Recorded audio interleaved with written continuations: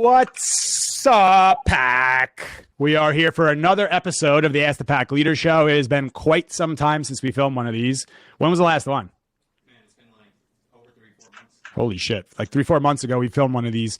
So we've been busy as hell here at the ranch. We're developing things. We're getting some construction done.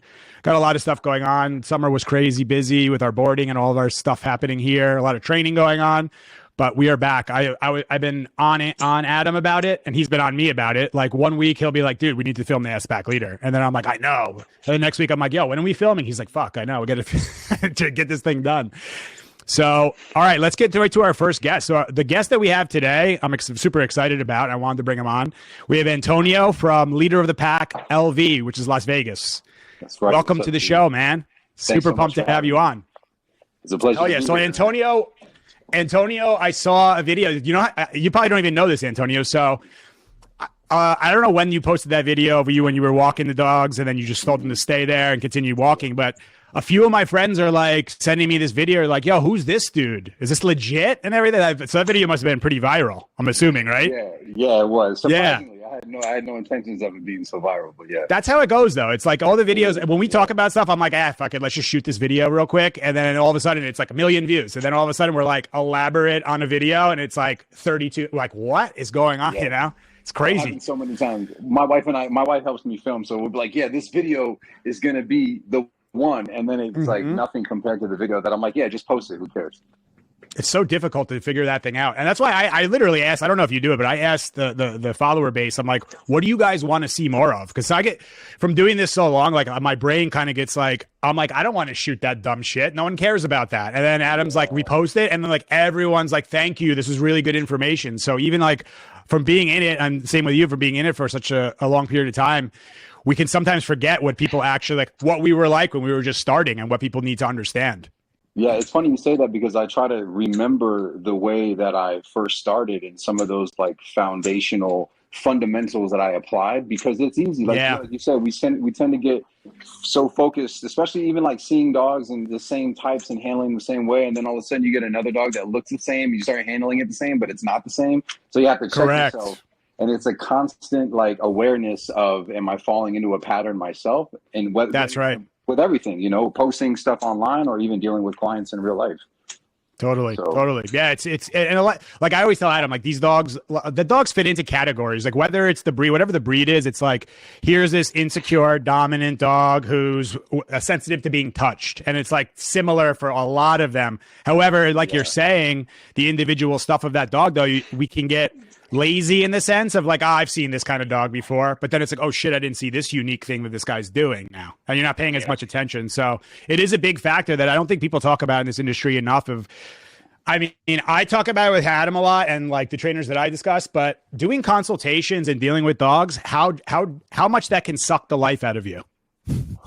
Wow, you know, oh my God, okay. So when I first started working, doing this professionally, I had labor jobs before. I was a server and bartender in the industry here in Vegas, and I'm used to like working, moving, right?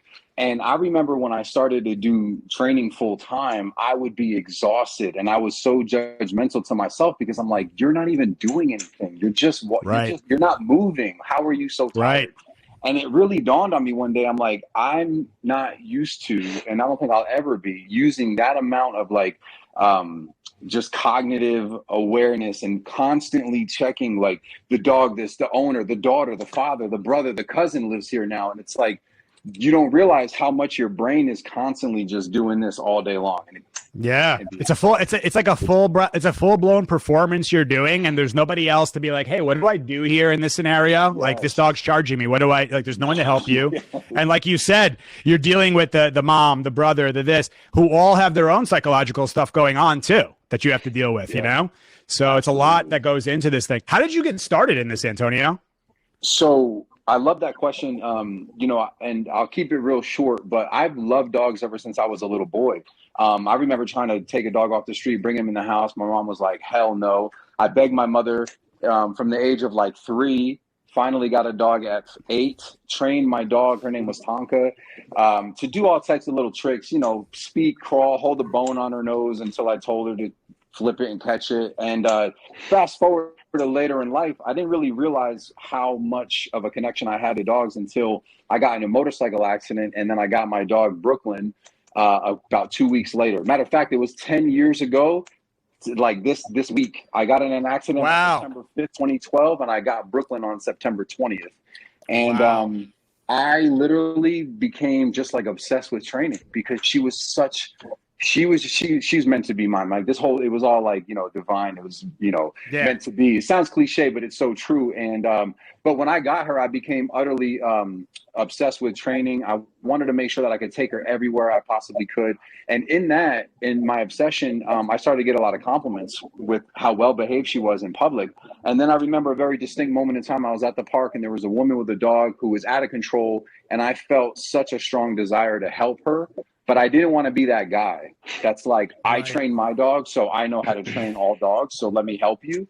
But that really that was like the seed of, should I be a dog trainer? Should I take what I know and sort of use that to help others? And finally, like after a lot of my self-thought and reflection and deliberation and realization, looking back at my childhood and being like, you've always loved dogs. Like you've always loved dogs. So maybe this is really the thing for you. And well, long story short. Sorry to interrupt you. Yeah. How old were you at the time when that happened? When you had the accident? I was 29. Oh, 10 years ago. So 29. Okay. Yeah. So, And so then by the time I was 33, I went to school. And as soon as I came out of school, I started my business and I started taking in rescues, shelter dogs, and working with them to get my hands on dogs. Because I'm like, if I'm going to learn dogs, I need to learn them at their worst, So I took all these dogs with behavioral issues. And that really taught me a lot about the personality of dogs. Like you said, you can have this skittish dog who tends to be dominant, who doesn't like to be touched, and et cetera. And I started to learn very quickly, like all these different personalities and combinations of personalities within a dog. And I use this as an example all the time when I tell people, I'm like, I'm a really nice guy, right? But if you're, in any context, if you're disrespectful, you're going to see a different side of me, right? That's just like a dog. Yeah, he's a great dog, but don't touch him when he's eating because he's going to bite your hand off. So how do you deal with that dog in that moment? And so, correct. I love it. I'm obsessed with the learning about dogs and how they change in context and situations, and learning about people and how to communicate with them to help them become better dog owners and pack leaders themselves. So to me, you're doing a great job. After I got that video, I started going through your stuff and I was like, I was telling Adam, I was like, I like this guy a lot, the way he's doing. And the thing that I like the most about your work is your energy. Not saying that you're not doing great things with dogs. You're doing amazing stuff with dogs, but I'm saying that's the thing that I noticed the most was in the face of dogs going crazy. There was one video, I think it was a shepherd or something that was charging you in the yard with the kid or whatever. It was like a kid's dog or something. Yes. Yeah. And I was watching how many people would likely watch that video and be so confused of what the hell is going on and what you're doing there. But I was watching and I was like, this is really good work, what he's doing. You have to get how many, I mean, you tell me, do you get a lot of people that have been through many trainers already? Yes. Yeah. And that's the real epidemic or pandemic, whatever you want to call it, that's happening now. Like me and Adam, we laugh. I laugh when they come in. I said, so have you worked with anybody? And they're like, I've been through 4 trainers. I'm like, what are these people doing with these dogs? Then some of them are easy ass dogs to deal with. And the people are like with it and want to put the work in. And they've been told to just throw food at this situation or some shit, Yeah. No, that or, just to like blindly punish the dog. There's a lot. It goes both ways for me. You know what I mean? Yeah. The other side. Yeah. And, and I try to, and that's, I feel like for trainers like us, it's a battle because I get it from both ends, Me too. I like to use food, but I post this stuff and people are like, you don't need to use food. It's like, yeah, well, you don't need to drive your car to work. You could bike, but it's going to take you twice as long to get there. So use a little bit of food. Don't rely so heavily on the food that your dog won't listen without it. I mean, that's right. Okay. That's right. And so this is why too, I like to post videos about how people misuse food. And I think we're in a different place in the training world where people want to see more engagement, how they can have fun with their dogs. And I love that.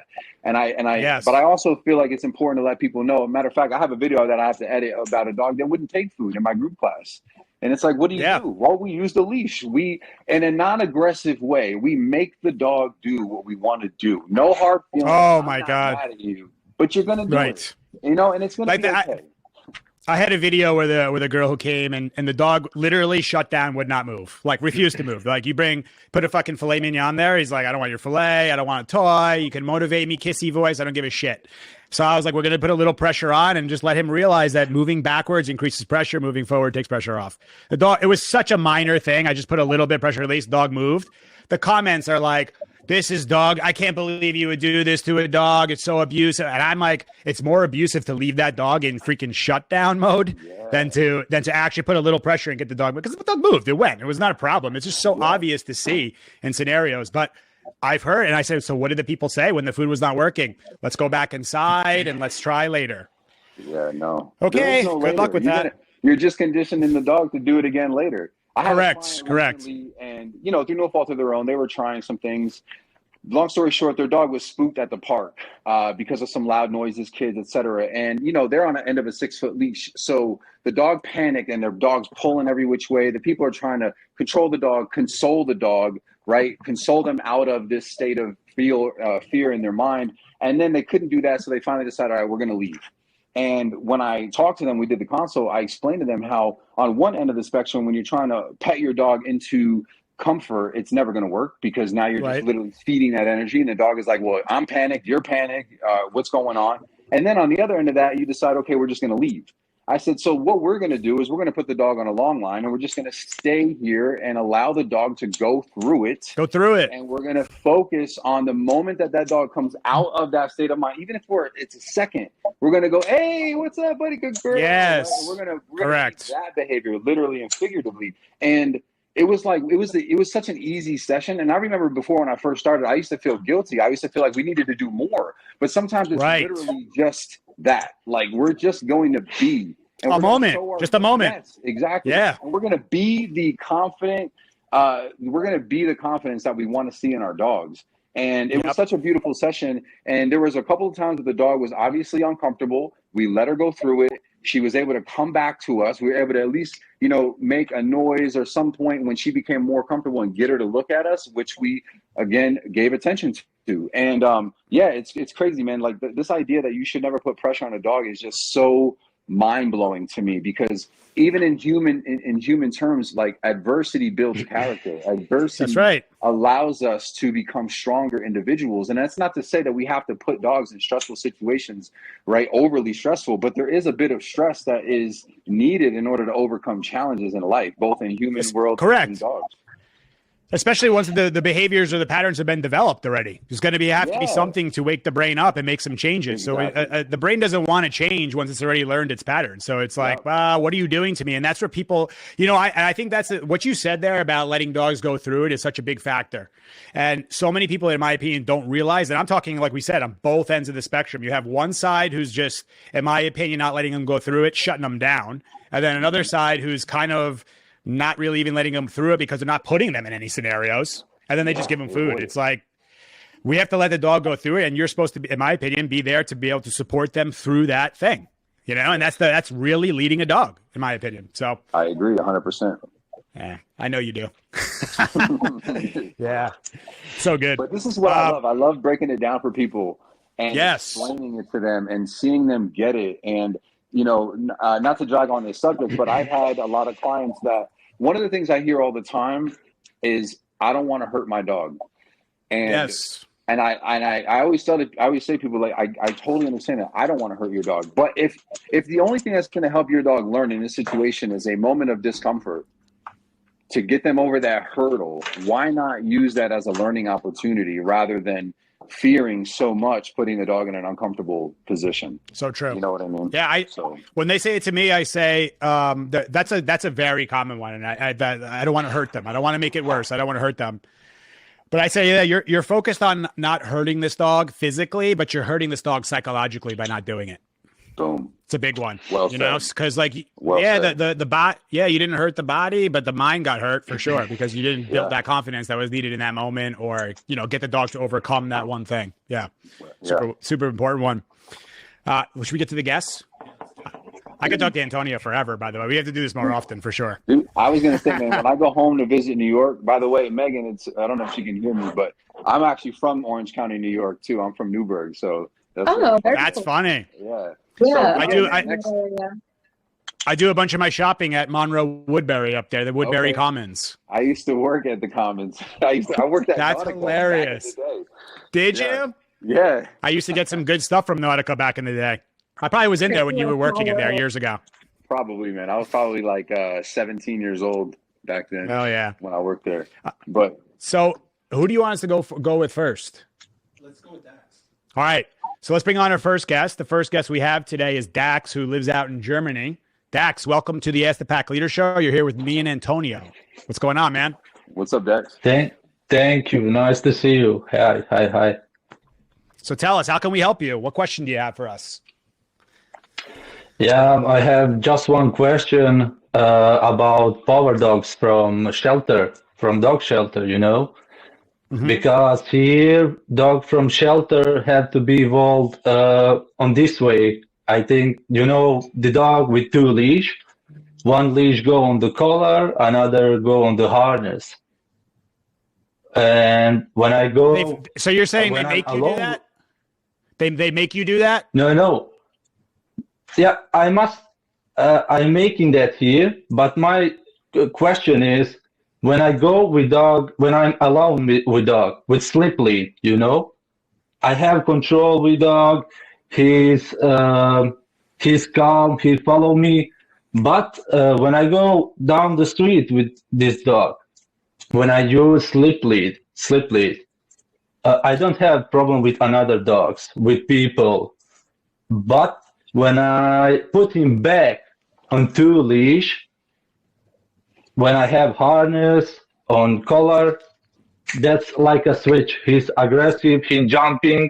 When somebody came to me with another dog, he go direct in hunting position,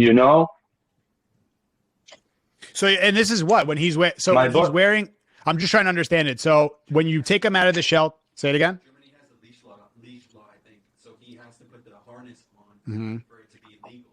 And when he does that, the dogs get reactive. Oh, I see. So when you put them in, so the laws in Germany, you put them in a harness and on the neck, correct? Exactly, with two leash. Okay, so then when you leave the shelter, you walk down the street and then you make the switch and you switch it to a slip lead. Yeah, and then when you switch it to the slip lead, you feel like you have control. Yeah, I have control. But when I go inside the shelter, he's here in Germany, it's not allowed to walking dog with one leash when dog is from dog shelter. I don't know why, I've never heard of it. That's interesting. When I make train, sometimes he's so hard, When I make train, I think with your with your technique, then it's much better, So leash. But can you walk when you're in two leashes? You have one leash that's on the neck. Yep. Okay. So I'm just trying to understand. On the neck, one on the harness. Yeah. And they're not allowing you to do that. This is the problem with some of these laws that are made. Let me tell you one quick story. I want Antonio to answer it, but one quick story is just to let you guys know, right? When Caesar did his live show in Germany, okay? We had to do a show in Germany. And when he did the live show, you have to have somebody from, I guess, like the animal, whatever, to watch him because he wasn't certified in Germany. Yeah. So to do that, we said, all right, we got to get somebody to watch. So we had to have somebody watch him, work with the dogs behind, meet the dogs behind stage. Any dog that was going to be there, he had to be watched doing it. So we said, all right, so we have to get a certified trainer here to do it. And we ended up hiring one of the students who took like the workshop, who was a trainer out in Germany. So just if you think about the logic of it, that Caesar trained this girl, right? Taught her how to do things and all that, and then goes to do the show there. And then she has to be the one to monitor him and what he's doing with the dogs to make sure he's doing everything properly under the German law. Wow. So it's not easy what you have going on there to deal with that. He is too hard. Trust me. I'm not gonna publicly recommend you to break the law, but it's, and it's kind of to a degree fighting Mother Nature, like when the laws are that way. But I don't know, Antonio, what do you think about this thing? I have some So I thoughts, want but to, yeah, I want to make sure I understand exactly the question because I don't. So you have to wear the dog has to wear two leashes, one on a harness, one around the neck when you take him out because he's a shelter dog. Yeah, And yeah, then you're saying when you're out on a walk, he becomes reactive when he sees other dogs. Okay, exactly. and and and it has is he reactive in the shelter with you only have one leash on him? Because I think it was Adam, Steve, that had mentioned that he feels like it was the harness that was causing the reactivity. Dax, yeah, do you think it's the harness that's causing Yeah, reactivity? I think the harness. Okay. Why? Because 17% people here in my street are with harness. Every dog had have the harness, you know. This in Okay. Germany. That's I don't really understand because why. Okay. So, but have you tested that theory by for just a second or two not having the harness on and seeing if he's still reactive to other dogs? Just with slip leash, he's he's not aggressive. He's calm, but when he have Okay. the harness and He two becomes leash, reactive. yeah. Okay. Now, what kind of harness are you using? Like, is there a possibility? Are you able to get another harness that wouldn't be potentially so bulky, so he's not so aware that he's actually wearing something that could be potentially squeezing around his ribs? We have here just one harness. We Epsilon, you know, just one harness like Epsilon. Okay, so there is no other option for a harness. yeah, he's handcuffed by Yeah. the leash laws and all that crap there. What it sounds like to me. Because It's I very must different. But they only to can use ask one you. harness. This is a common question, by the way, when Caesar does the workshop from the Europeans. Very common question. So back in my Yeah, because they're country, Yeah, limited in what tools they can use. yeah, because you got some Yeah. people in charge who don't understand dogs, who are in the way of we're not physically going to hurt the dog, and then they're just Yeah. doing this to dogs all over the world. I get it though. You know why? Because they watch the I'm not going to name names, but they watch the people who just slap prongs and e-collars on all dogs and shut them down. So they're like, we can't have that happening to dogs. So I understand. I have empathy for some of the people who say this stuff. I get it. I just wish they would open their mind a little bit more to understand like how to actually use these. You know what I'm saying? It's just, Yeah. Well, I think there's a lot of feelings involved too. You know what I mean? Like oh yeah, nobody, 100%. It's we're not living in facts.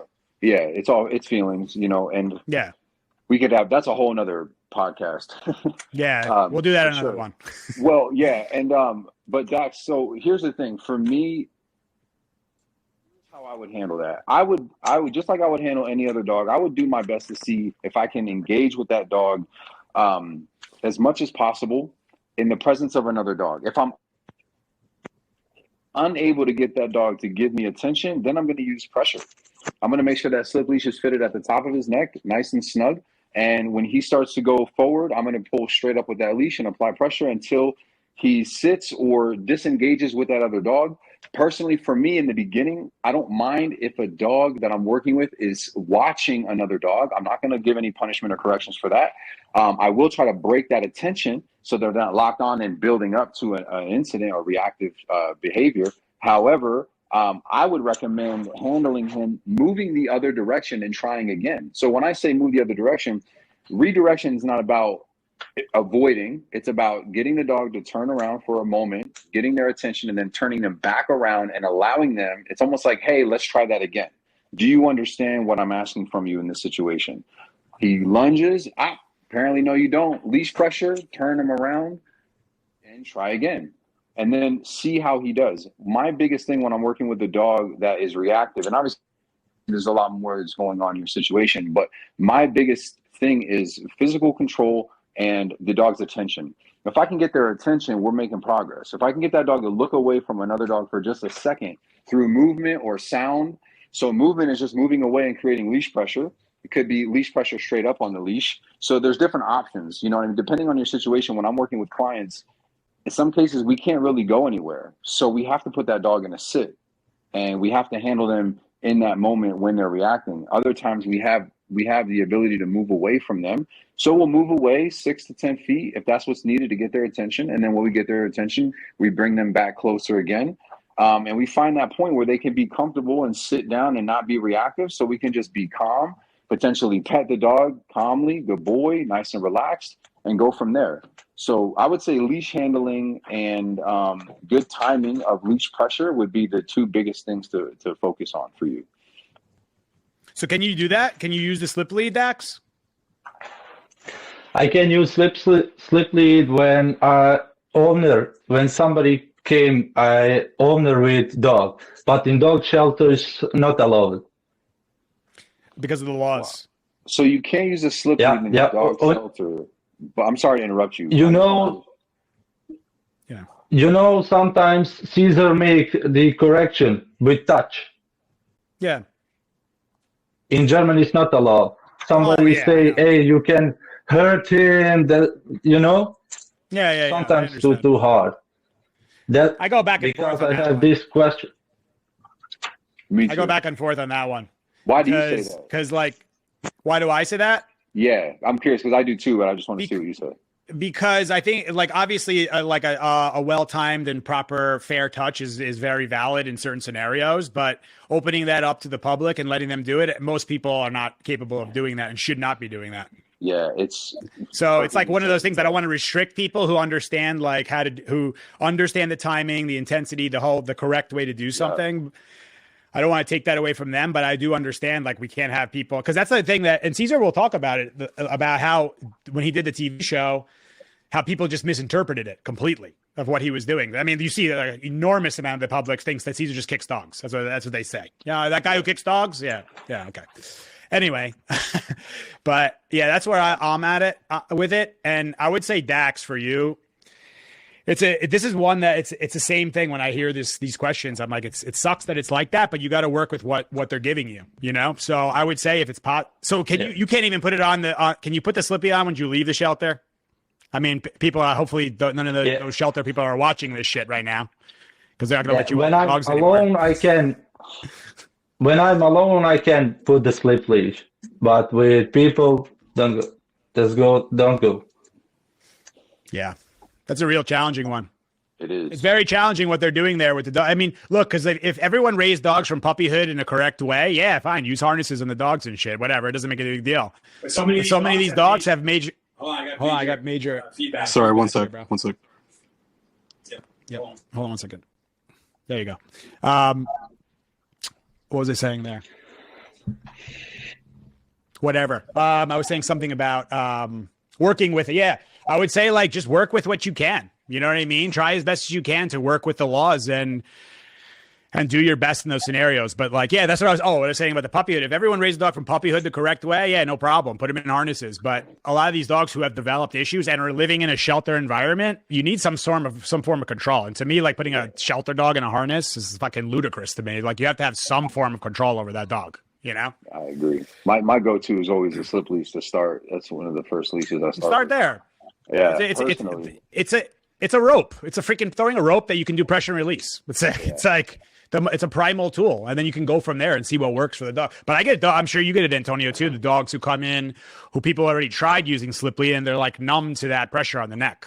These people are cranking those dogs. Yeah, which is also too, I got to mention why I do understand where some people would argue against using a slip leash, because when people don't know how to use it and they're just allowing their dogs to choke themselves out, it can create damage. And I've had clients where I recommend a slip leash and they say, well, is that going to hurt their neck? Or I've heard that it can hurt their neck. And I go, listen, anything can hurt the dog's neck if you're just allowing them to pull it in, you're yanking the shit out of them. But that's the point here is not to do that. It's to use it correctly so that you can guide them and help them understand what you want, not just throw them around, which is why sometimes I take a dog from a slip leash to a prong collar, because the dog doesn't give a shit about the slip leash, and we're going to use a prong because they're not going to pull into that. So yeah, I'm curious, Dax, if you know the amounts of dogs that get rehomed or never get adopted or euthanized in the shelter, because when I had another trainer that was more of a purely, well, not more, he was 100% against prongs and purely positive. He was totally purely positive. We had a conversation, and I think one of the followers that he had asked me, what would I do if they were banned, like prong collars and other tools like that here in the States? And I said, well, I'd probably become a criminal, number one, because I would certainly still use them as long as I could to help people. But also, I guess more people would have to put their dogs down or rehome their dogs because they would be unable to achieve some of the results that we've achieved using those tools in the correct manner. And it's it's really, I'm sorry that you're dealing with that, man. That's a real pain in the ass. It's one of those things that, in my opinion, these countries and the people who are against tools, they don't understand that tools don't do anything without the fucking handler behind it. Yeah.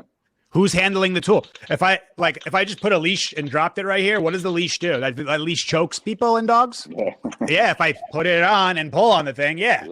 And I think that it's not talked about enough about handling like leash. I'm not talking about obedience, perfect handling for competition. I'm just talking about ability to handle a leash.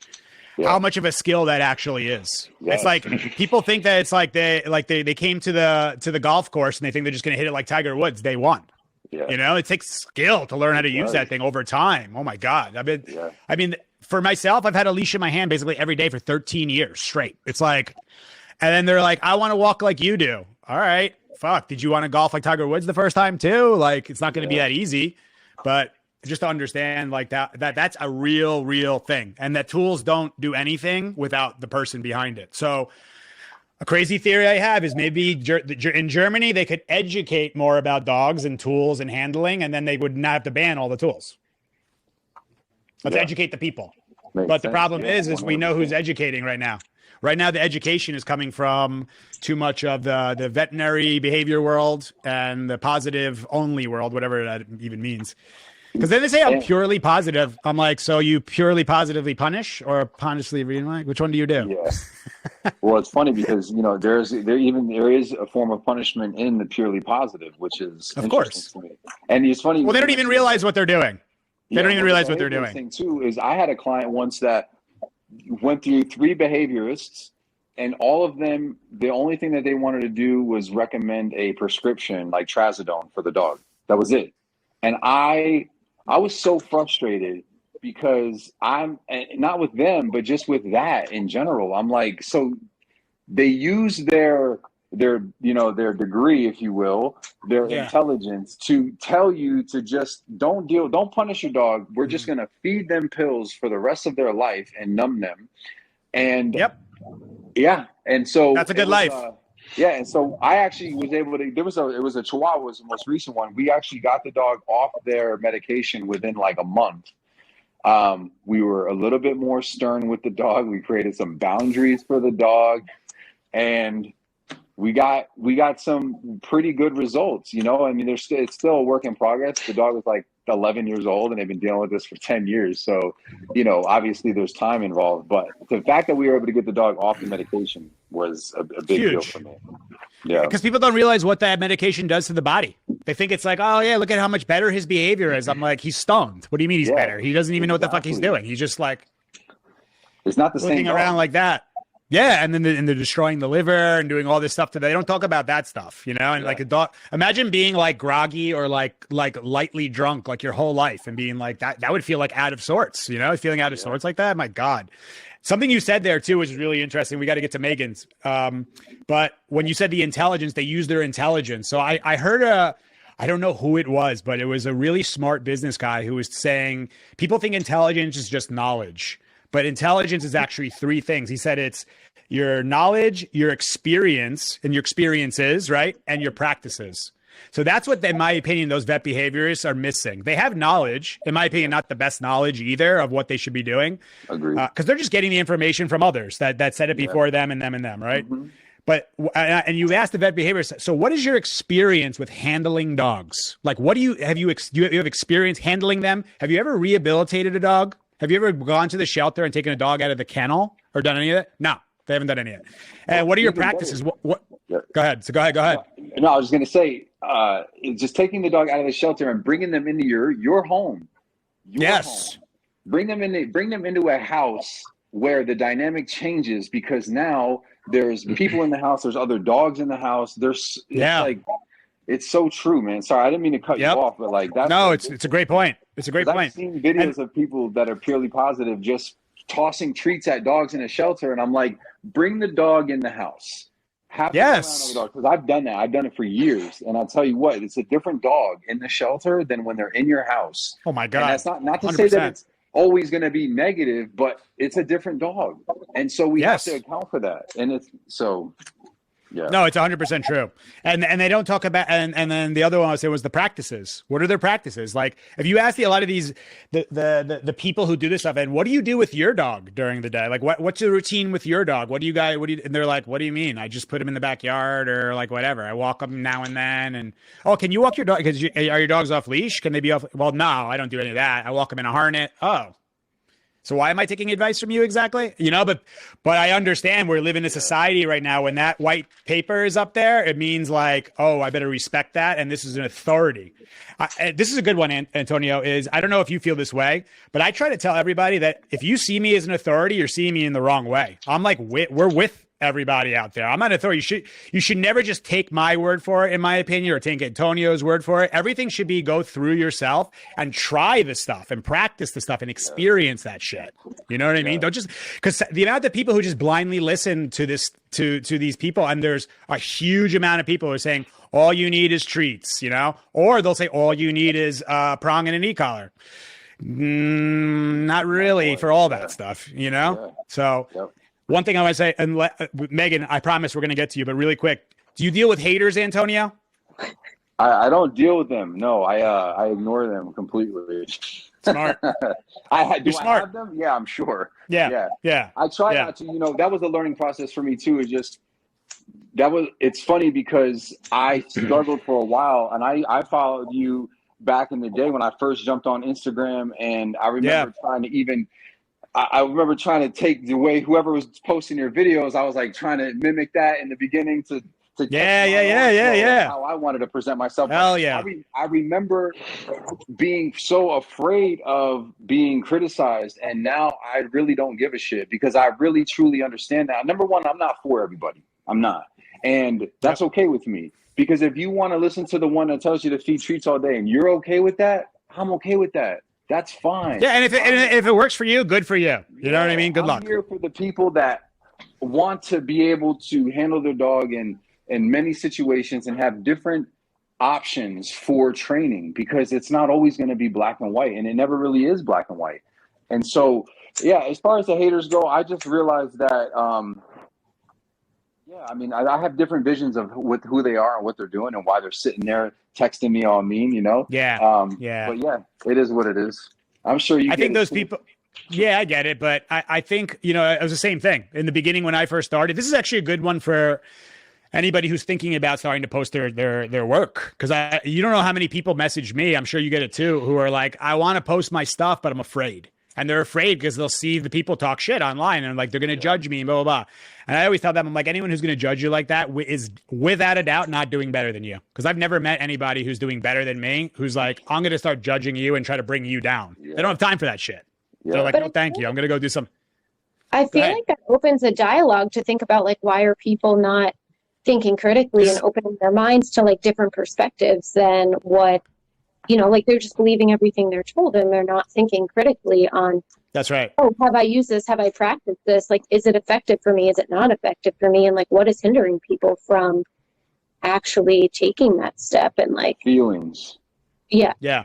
Feelings are. I love how Megan just put pressure on us and said, I will be in this podcast right now. And I'm going to be in here. You have a great job on that one.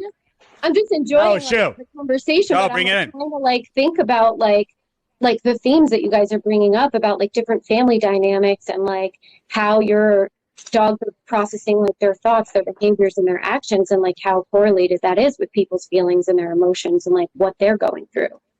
Correct. Yeah. Correct. Yeah, we get a look. The people, in my opinion, who will take time out of their day to come on my page to do nothing but to try to bring me down, they're hurting inside. So I have empathy and compassion. In the beginning of my life, I would go and battle those people. I like Antonio's from this area. Like we don't usually like just back down to that shit. Like it's like, what? You want to say shit? I'm gonna go back at you.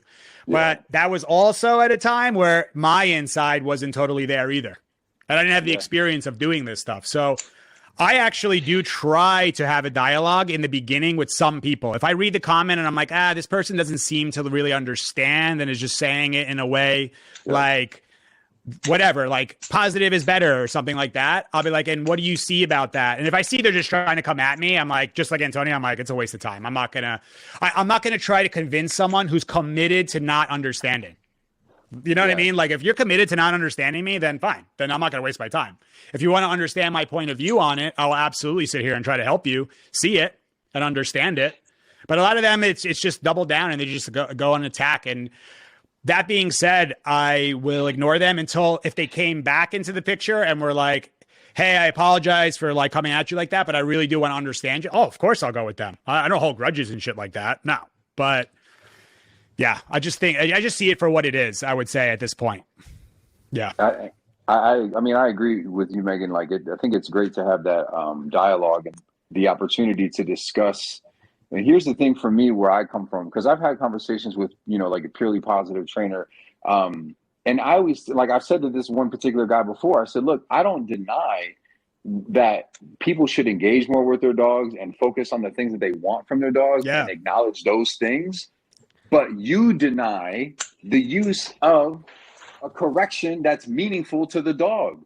And that happens in all mammals, all mammals experience. Yes, absolutely. And like, that's the thing for me. In the same way, like, I use prong collars, e-collars, but I don't agree with the people that use those that don't want to use food or don't take the time to acknowledge that the dog is actually afraid and no amount of punishment is going to take them out of that state of fear.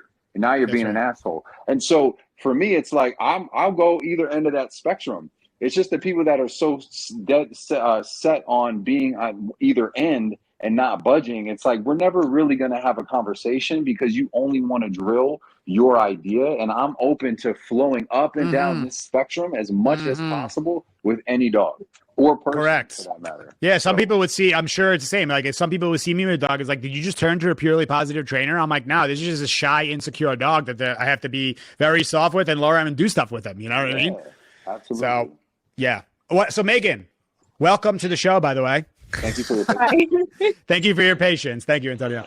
So how can we help you? Or is there any questions you have in separate from what you already told us?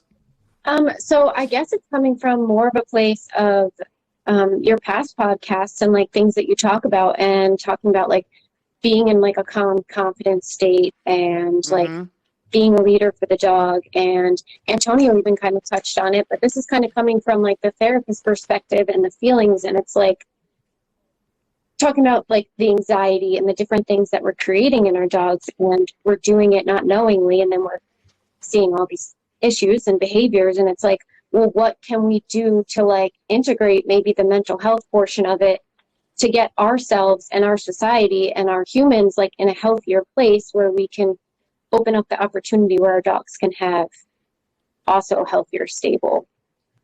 I think I'll say this for Antonio. I would just say the first thing is awareness is the biggest thing. I think so many people are just unaware of themselves. And then a lot of people come here and they're thinking, I'm coming to learn like sit down, stay calm, heel with my dog and get him to stop barking or stop lunging at a dog or some shit, right?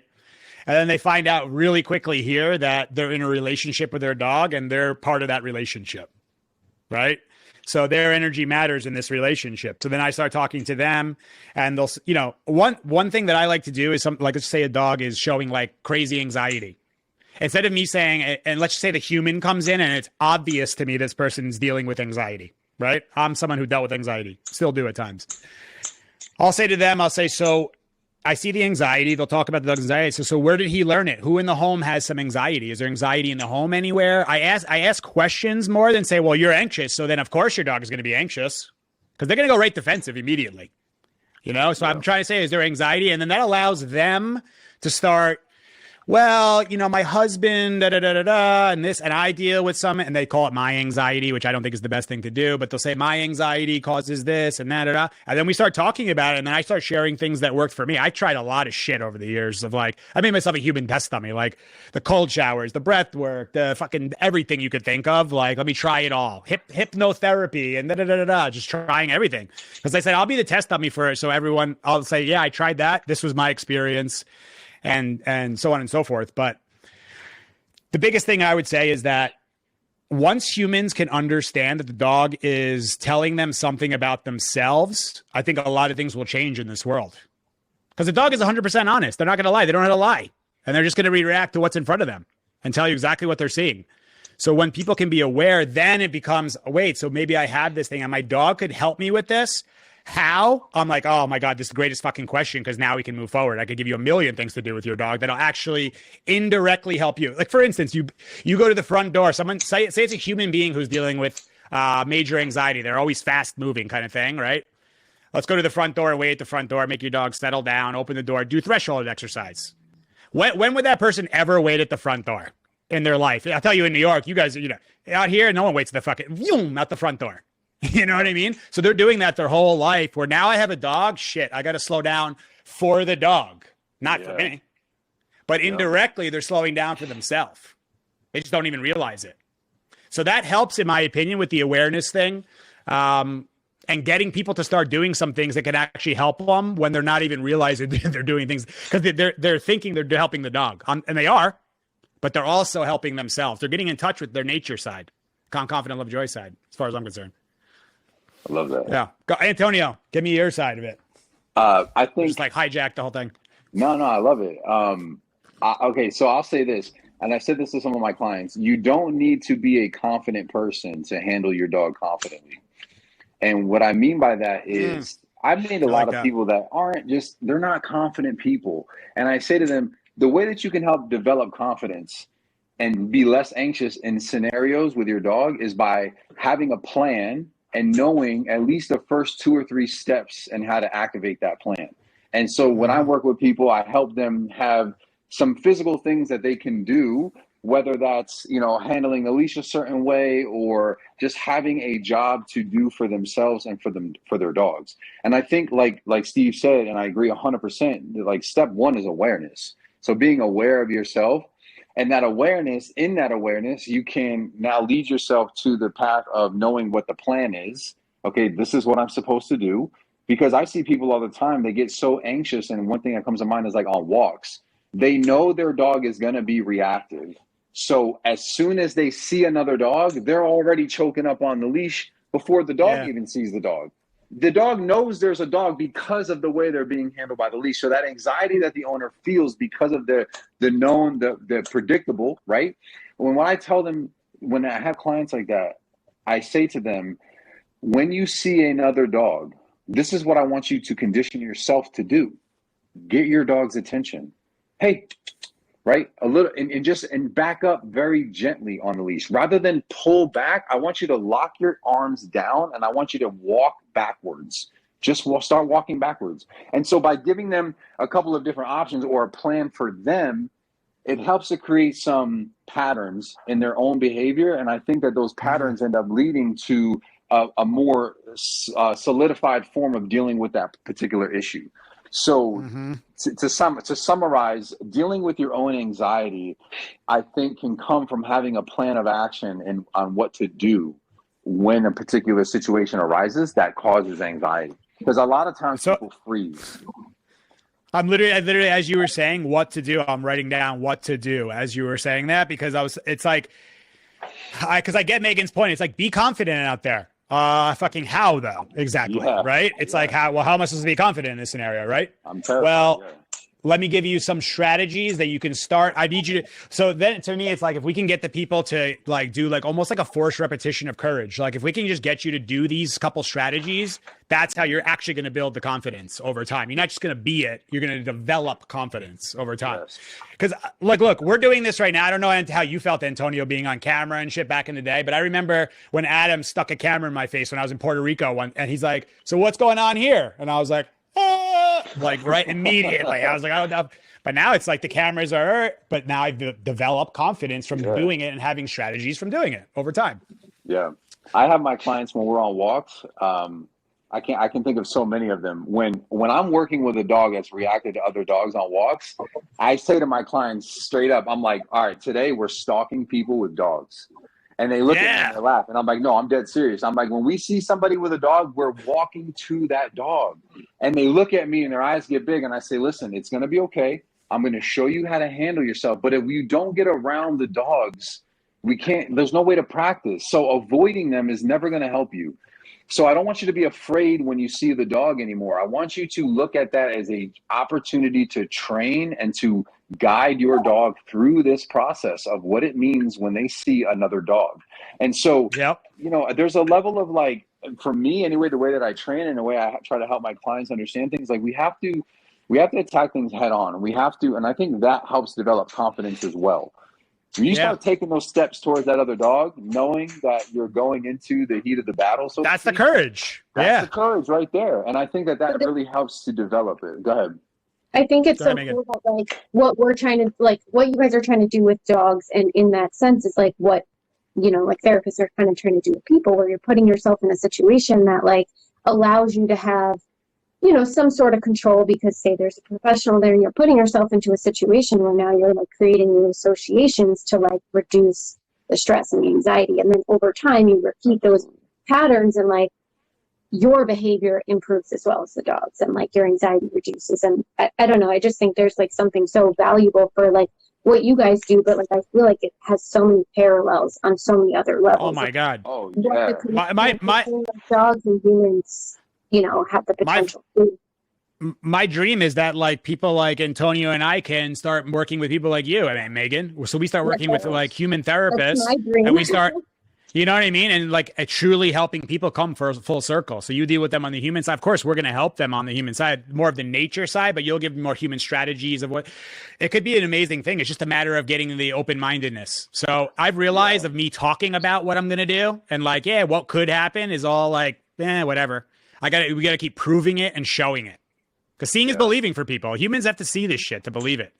So that's why we do. I do all the media. It's like Antonio's doing all this media, just showing what is possible. I'm not saying that like everyone's can do it, is going to do it. I'm just saying it's possible. So if humans see it, like one thing I want to make a big point of when you were saying about the dogs reacting and stuff is something I don't know if you experienced in Antonio, and this is a good one, Megan, for you to understand about mindset too, right? What happens here.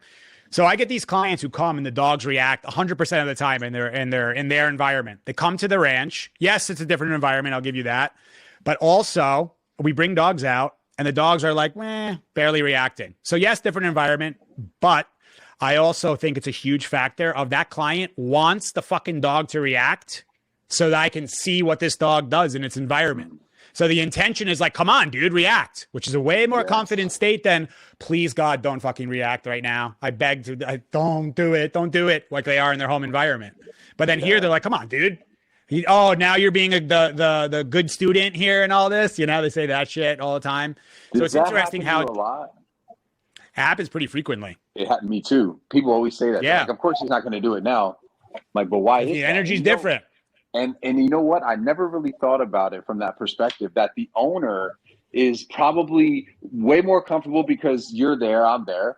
And they're just like, what's the worst that can happen? Where's more? He's got it. He'll take care of it. He's a professional. Yeah. Right? So they're right there. There's some confidence. So they're different. Yeah. Wow. I never thought about that. I like that. The fear of a reaction and all that stuff goes way down because Antonio is just going to deal with it if it fucking happens. Who cares? Yeah. And I want Antonio to see this. Yeah. Exactly. Yeah. So then that energy causes the dog to be like, well, where's the fear and anxiety that I need to react to this shit right now? Where is that human? I don't know how to do it without that. Yeah. And I don't know if you ever do this one, another super valuable one. And this is one where it can look like on camera where I'm like shaming the client, but it's to just explain or exemplify, I should say, what is just a change of leash. So like the dog's reacting over here, going this way towards the dog over here. And I just walk over and take the leash, start to walk over. And the dog's fighting to go back to its owner. That's nothing to do with the dog there. Yep.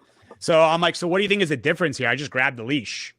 And then they're like, So sometimes that's for the people who are like, are so focused on there's something wrong with that dog. Not me. It's the dog. I'm like, there's some things that are off on the dog, but what are we also doing behind the dog? Who's the human behind that dog? What's your lifestyle? Sure. What do you do every day? And all that kind of stuff. Yeah. So Megan, so you're doing what? Just what type of therapy are you doing? So currently I have my master's in art therapy, and I'm currently working as an equine assisted therapist, and I'm integrating art really interesting as well. So we basically use the horses as a mirror for our clients processing trauma, and spend time with the horses and build this connection and build this relationship in order to like understand who they are and like what they need to process through and like discuss like themes of like boundaries and connections and just all different. So That's when are you going to amazing. start the new practice, which is with canines? So that's like my lifelong dream. Yeah. So I just graduated with my master's in May. So I'm still working to obtain my licensed professional counseling and my art therapy registration and board certification and all of my licensures in order to take like insurance, basically the legal side of things. Yeah. But so I don't know, it's maybe a long-term goal, but like using horses is something that's really foreign to me. So I'm really learning how to like understand those creatures and understand their psychology and where they're coming from, the way they reflect emotion, and like call you out on like what you're going through or what you're putting onto them. But I just think that there's an opportunity and a niche to like explore with canines for sure. For sure. Yeah, that's great. The horses, horses, you're dealing with prey and they're going to be way more sensitive. So you'll get way more reaction from the horses for sure. That's why I tell people if they're like, you really want to, they're like, I want to get a dog. What should I get? I'm like, I don't know. Do you want to grow or do you want to just enjoy the fucking thing? Because if you want to enjoy it, get something super compatible. If you want to learn about dogs and how they get a sensitive one so you can learn how to be around dogs, learn about yourself. Yeah. I recommend people work with like, I don't know what you recommend. If people ask you, Antonio, to like work with dogs, I always tell them to go get like back of the pack, sensitive, easier dogs in the beginning. Just so you can learn, because you're not going to really get bit by those dogs, like not obviously without aggression and stuff, but you're not going to really get bit. And little, you learn about your, here's a great one to what I mean by this with the sensitivity thing. So of course I've known Caesar for a long time, right? So, but we never really get to like one-on-one, like, let's go like work with this fucking, like do something with him one-on-one, right? It's always like, all right, we'll do the group here. We'll do this. Let's talk about that student, right? So finally, I had some extra days, and I go, Caesar, I'm going to come by, and you're going to show me some shit one-on-one. I literally told him. He goes, all right, come on by, no problem. So I come by thinking, yes, fine. This is years ago, right? I'm like, finally, I'm going to get some one-on-one with Caesar with like, we're going to work with dogs at the ranch, So I get there. He goes, all right, let's go to the chicken coop. And I'm like, what? The chicken coop? He goes, we're going to take them out. We're going to walk the chickens around the ranch. And I said, what? Walk the chickens around the ranch. So I'm in the back with a stick. The guy Yoa's in front and Caesar's on the side.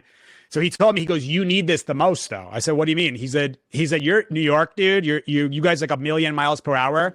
This activity with this sensitive ass animal, because a chicken, you move like a little bit. They're like, wah! They run away fast. So I had to really like over the top, slow my shit down and like, and for Caesar, the chickens are perfect. For me in the back, they're like, what the hell do we do with this New York guy in the back and everything? But it was one that I remember to this day because it really taught me a lot. And that's like an extreme, picture a chicken is just like an over the top, like a red zone sensitive, fearful dog. It's like times 10 with a chicken. They're just super fast and so you got to so much over the top, slow yourself down and be very calculated about your movements and your presence and stuff. So yeah, it was just a funny story that like, yeah, we're gonna go work with the dog whisperer. Yeah, and what'd you do? We walked chickens through the mountain. Okay, like people think it's like the most ridiculous thing, but it actually was like a very valuable lesson. Because whatever you are, if you're fast moving, like if you're a fast moving person, go with a sensitive dog. You're gonna learn how to slow down. Yeah, simple. Yeah, because the dog's gonna run away. It's not gonna you won't even be able to get near the dog. I love the Megan, idea. go ahead. No, I was going to say, I love the idea gonna... of working with other animals. I think that it gives such an intricate perspective on the animal kingdom and how, just we all have different needs and they need to be approached and handled in our own way, and I just think that it's so valuable. And I love that, Megan, that you're working with horses. It's actually been, that's an animal that I would love to one day be able to work closely with. And that's one thing I really think is really cool about what Caesar does is all the animals that he has and he's around. I just think that's amazing. Honestly, I think he created his own little zoo out there in LA. Yeah, I dig it. So super cool. Yeah, but animals, and by the way, so animals in therapy, huge. And I'm gonna like throw a crazy one in there. What are you studying at all, like psilocybin? Oh no, I wish. You should start looking into it. Yeah. I'm not like telling anybody. I'm not telling anybody here to do it, but I think that it's something you should look into. I mean, definitely, like, microdosing is making a comeback in some sort of way, in like a controlled setting, to like open up your mind and it. Yeah, I definitely don't have licensure and stuff for that, but who knows? No, maybe I don't think anyone can. Anyone actually do it? Can anyone actually do Colorado. psilocybin right now? In Colorado, they legalized it. Yeah. Interesting. I know they're studying it too. Like Johns Hopkins and a few of like the Ivy Leagues are really, the medical schools are doing like big studies on it now. Well, honestly, I mean, in my opinion, I feel like they're late to the party, but of course, but my concern is that there's always going to be some reason. There's always a financial reason, I feel like, to start, or some sort of control mechanism, right? Because, whatever. That, again, a whole nother podcast. But yeah, I second the psilocybin 1,000%. Yeah, and I think because I think psilocybin paired with therapy is like can heal the world, and dogs and animals, of course, yes, but psilocybin for sure. Because I'm like getting that combo, if I was to ever do that. Yeah. So that really has. I would say, I say like when I looked into it, I heard that it can stop the thinking and actually bring you to like a moment, and random things come up out of nowhere, and you're like, where did that come from? But I need to pay attention to that. I look at that, But I think it's also focused on like these quick fixes. Like Antonio, you were talking about, like, we just medicate the dog and we just like kind of numb them into this place where they're complacent or cooperative or do what we want them to do. But is that really like solving the problem and putting the hard work in? And I feel like with psilocybin, like, you're in that, like that's it. Like, you're getting this awareness aha moment, in a shorter period of time than it might take a lot longer and a lot more hard work to get in a natural therapeutic. Yeah. It can bring a level of an awareness that just isn't there, especially with all of the worldly distractions that we have every day, the constant thoughts that aren't even our own. I was just thinking about this earlier. Like, I had a song stuck in my head, and it just dawned on me. I'm like, that's brainwashing. And that might sound extreme, but think about that. Like, you hear something in a song, and then days later, or hours later, it won't get out of your mind. You're like, I can't get this damn stupid song out of my head. That's freaking brainwashing, if you ask me. You know what I'm saying? And I think like we're battling that all the time. Look here, look there, do this, it's gotten worse. And I mean, with this thing, this thing has made things a million times worse. The computer, all that. We never learned how to heal. We never learned how to heal as people. And then we decided, let's bring in these cell phones. Let's bring the internet. Let's bring computers. Let's bring all this shit to distract us even more. And social media wasn't enough. We have to bring TikTok and Reels so we can go faster, even faster than we were going in our posts before, Man, yeah. It's wild. So yeah. But it's something you have to look at. I agree with you, Megan. And what I was going to say there was, I think that you're 100% correct that people will hear that and be like, oh, great, I'll just do psilocybin and I'll be healed. It's done. It's like, no, that's not even close to what it is. It's a full process. And like anything, it requires effort. It takes effort. When I'm like, all right, when I'm like revisiting something or whatever it is, I feel like almost conditioned to not let emotions come up. Like, we've been conditioned as a society, don't experience that shit because that's going to make you feel weak. That's going to make you feel whatever, or it's going to make you feel like that thing again. But that's actually what you have to go through. All right, Antonio, you'll love this shit. As I'm saying this, I realize like that whole thing of like to heal the human, in my opinion, you have to be able to somehow go back to the trauma and be able to release those emotions, right? To go through it. You can't just avoid it or walk away from it. It has to be able to go through, right? So I was like, wow, this is what we do with dogs. I started thinking about it. I said, but with a dog, I don't have to ask for permission because a dog lives in the moment 100% of the time. So I don't have to ask a dog, hey, do you want to go talk about your past? Because to them, their past conditioning is happening right now in the fucking moment. Right? So like they got attacked by a dog on leash and now they're terrified of dogs. When I bring a dog around, they're in that moment again. So we can recover it actually in the moment. Whereas a human, it's like, hey, do you want to talk about the car crash you were in? No, I don't want to. I understand. Yeah. There has to be a willingness and effort or openness from the person to at least crack the door a little bit in there. What do you think, Megan? But I think that's like like defensiveness, where we're just like putting our guard up and we're like hiding behind, not talking about something. But like the dog, when the dog goes into defense, like it's like a reaction, so it's more visible than like more teams we shut down, where dogs are like, "Hey, this reaction is right here in your face right now." Mm-hmm. So it is easy. Not always with dogs. Like, yes, for a good amount of dogs, they wear it on their sleeve. They show you all that shit. But there's certain dogs that you would be around and you'd be like, oh, he seems pretty like calm. And I'm like, no, he's not calm. That's quiet. And he's tense. So be careful around that dog. You know what I'm saying? So they don't. It's similar with people too, by the way. If you see the person who's very quiet, but they're not calm, it's a difference between a quiet person and a calm person.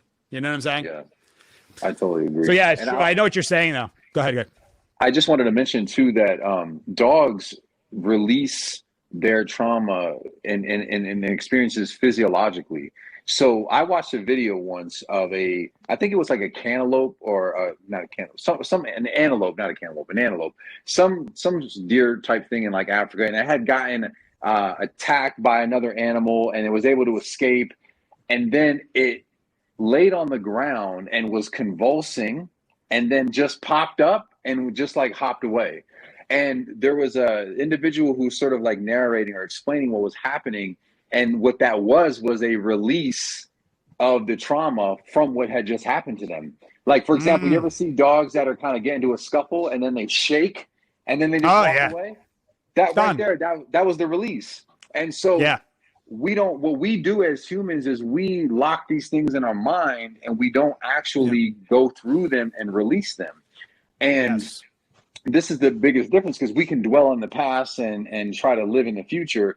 But the reality is that dogs and animals don't do that. So they usually, if given the opportunity to, will release that on their own. And when they don't, it's usually because there's some intervention from us that we've somehow managed to step in the way of that process. Yeah, people don't realize a huge one. Yeah, because it gets pent up. It gets pent up over time, all that stuff. Absolutely. Dogs want to get that shit out, and they're trying to. That's dogs who are destroying the house when people go away, go to work. They're trying to release all that, get that shit out of their system, their frustration. I want to get this out of here. Exactly. Yeah, correct. Yeah, it's super interesting. This has been great. Megan, do you have any other questions for us? No, I do not. I just want to thank you so much for having me on. I'm this has been great. I'm starstruck by you, Steve, because I'm watch your podcast religiously. So that's right. Thank you so much. I appreciate that. Make sure you check out it. But they're usually on. Yeah. And make sure you check out Antonio's work. He's doing a lot. He's posting a lot of content, and it's really good stuff to check out. Yeah, I don't really recommend that many people. Last night I struggle with that. So I'll be following your page too, Antonio. Thank you, Michael. I struggle with this. I struggle with referring people, because so many people I'm like, I know somebody there, but can I confidently recommend them? I don't know. I don't want, because it's our reputation too, to refer somebody or recommends, you know what I mean? Absolutely. So I don't want to refer somebody. Yeah, try this person. They seem like they're good. And they're like, that guy was a nightmare, or he was like the worst, you know? Yeah, no, I appreciate you, man. I feel like, we've had conversations, like you said, through Instagram, online, and it's so important to just keep educating people. And, I don't shove anything. I'm not here to shove anything down anyone's throat, but I'm certainly going to stand firm on the way that I go about things, and just the awareness, man, of just trying to bring people to a better understanding of how to have good relationships with their dogs. So I love that. Keep doing it, because there's a lot of pressure, and from groups that are trying to bring us down and do all that. And I just see that I see it as, honestly, it's like evil in the way. It's just noise that's in the way of what the mission that we're actually doing, which is really trying to help people. And I see it also. You have to understand, if you click on some of the things of the people who are trying to bring down, just look and you'll see who's doing it. And I don't do that to be let's shame them or go after them, but for sure. You can feel the pain inside, and they're using the outlet of, I'm going to go attack Antonio, and that's going to make me feel better. But what they don't realize is, and this is someone, by the way, Megan, I was somebody who way back in the day used to talk shit online.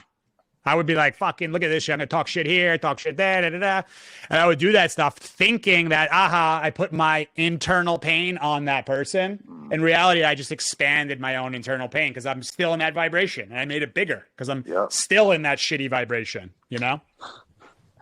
Bro, we got to have more talks. Hell yeah. We'll do way more of this. This is good. This is what I want to be able to do. We have to do more of this stuff, of like these dialogues and discussions. And I want to be able to bring on like the people who label themselves. I don't even know what the labels are. Is it force free label or bring on veterinary behaviorists? Yeah. Purely positive. And I want to ask questions. See, because like the difference is they just want us to shut up and be quiet. And I'm like, that's never going to happen. Like, have you seen me flap my gums? And Antonio knows how to talk. We know how to talk. We're not going to stop. You're not going to intimidate me to stop talking about what I believe to be true and to help people. Absolutely. But I'm also, I spend a lot of time watching their material because I want to understand them. I'm like, I want to really understand. And some of the things they say, I'm like, you don't even have a clue of understanding of what I'm doing. I would say, go back and watch some more stuff or ask me questions. I'm willing to have a dialogue and talk, but just silencing me or trying to shut me up, that's not going to work. Good luck. And I think there's a lot of assumptions made on their end about what we do or how we handle a certain situation, which I know for sure. Even like, man, having a name leader of the pack. I had people oh my God comments like, oh, well, we should have known with a name like leader of the pack. Like, I'm sorry, what? Like, it's bad to be a leader for your dog? You know, I had this conversation with somebody who's like, pack leadership has been debunked. I'm like, how has it been debunked? How is look, a group of dogs is called a pack. I'm saying be a leader for your pack.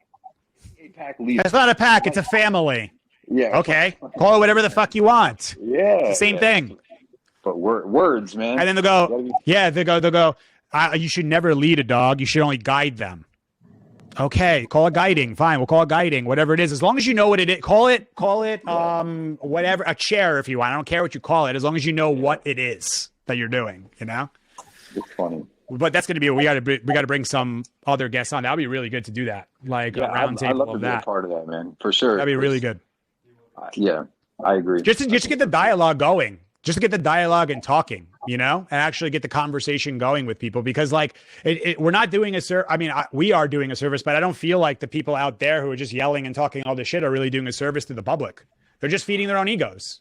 Well, I agree. Who's right?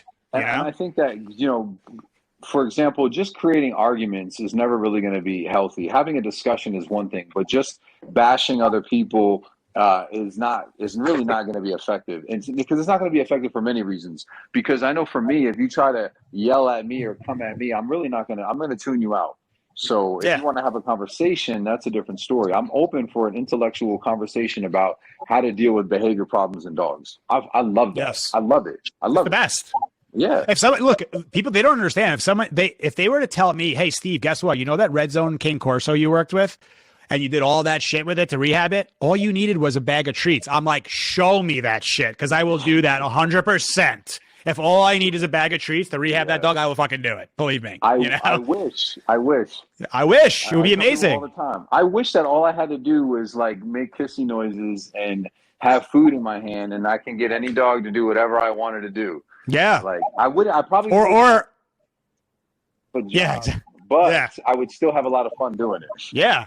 Or if I could sell the public on that dog who's walking like this because he's terrified of getting blasted again or nailed on the collar again, that others are doing. And I see, it's just, they're fooling the public, which is what I don't like about the whole thing.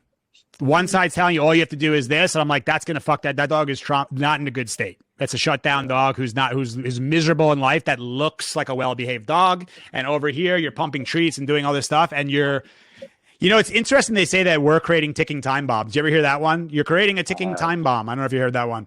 Yeah, but that to me, they are creating the ticking time bomb, because they're saying just have food instead of behaviors. Well, what happens when the food's not available or the pressure of having that food is not as strong? That option is still available over here. Nothing been done to block that option. I don't know, crazy theory. We can mesh this all together. We could do positive reinforcement at the right time. We could do positive punishment at the right time. Negative reinforcement. It's crazy. It's just a crazy theory we have. And you can use all tools in different scenarios, you know.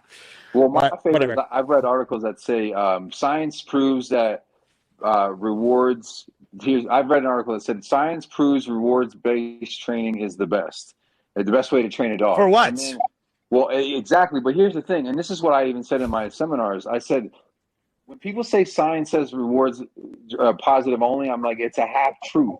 It's rewards based. In other words, yes, any dog or human or animal will benefit from learning in a positive way, if possible. Of course. But not everyone is going to be motivated by learning that way. There are dogs that don't give a shit about the food that you have. They don't want your affection.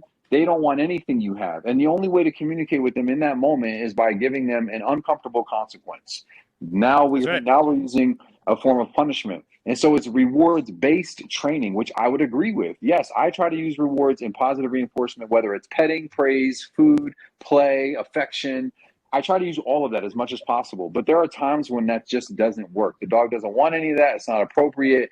They need a correction. And so that's why I try to help people understand. It should be 80 to 90% positive reinforcement, 10 to 20% punishment if needed. And that should be the ratio that you strive for, right? So there's got to be a point where we let a dog know you can't do that. It's not acceptable. And what they don't even realize is, like, when you said that part of like an uncomfortable consequence, it's like, yeah. And the discomfort is also coming from the different pattern. It's like, wait, I always did this. The dog appeared and I always went nuts. And then that's it. Yeah. And I did that. And now I did that. And I felt, wait, what? I got startled by that pop on the leash or something, right? Yep. What was that? That's different. I better start paying attention, and maybe I'll be a little bit more hesitant to do that, which, by the way, then creates a little bit of a window that starts opening up of like, maybe I can redirect right there. Maybe I can bring the toy out and do other shit. Exactly.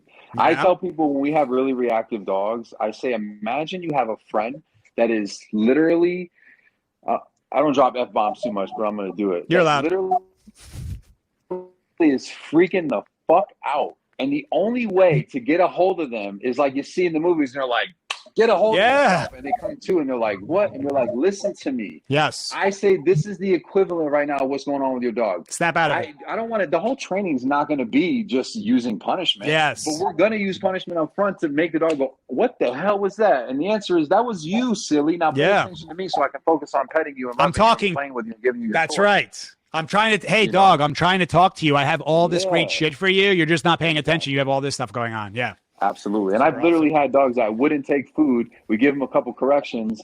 We eliminate their options and go, nope, this is the only thing you can do right now. And then 5 minutes later, I go to offer them a piece of food, and they're like, yeah, you know what? I'll take that right now. I'm like, no, actually, yeah. Now I can focus on teaching you what I want you to do. So that's right. I love it, man. It's such a complex thing. It is complex, but it's not complex. But I think it only becomes complex when we have to break it down for other people and help them understand and fight their own bad habits. But I love that part, Yeah, really awesome. This has been great. I'm like so pumped that we did this thing. I can't wait to do it again. Antonio, we're definitely having you back on. We got to have all you guys back on again for sure. Thank you so much. Megan, thank you so much for coming on. We're going to be me, you, and Antonio and Dax. We're starting a canine and therapy business. That'll be coming in a few years. I want to Dax, you'll be.